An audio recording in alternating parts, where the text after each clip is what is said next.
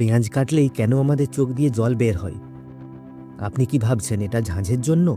আসলে পেঁয়াজ আমাদের চোখের উপর এক ধরনের কেমিক্যাল অ্যাটাক করে। পেঁয়াজের কোষের ভেতরে অ্যালিনেজ নামক উৎসেচক থাকে।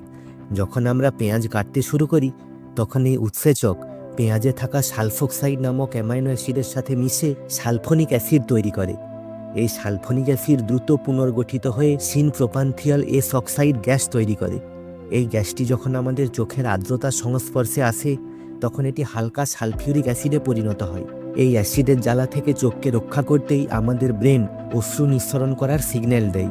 এই সমস্যা থেকে মুক্তি পেতে পেঁয়াজ কাটার আগে তাকে কিছুক্ষণ ফ্রিজে রাখুন বা ঠান্ডা জলে ভিজিয়ে নিন। এতে সেই উৎসেচকের কার্যকারিতা কমে যায় এবং গ্যাস কম ছড়ায়। এই তথ্যগুলি কি আপনি আগে জানতেন? কমেন্টে অবশ্যই জানান। এরকমই ইনফরমেটিভ ভিডিও দেখতে একটি লাইক দিয়ে চ্যানেলটি সাবস্ক্রাইব করুন অথবা পেজটি ফলো করুন। Thank you.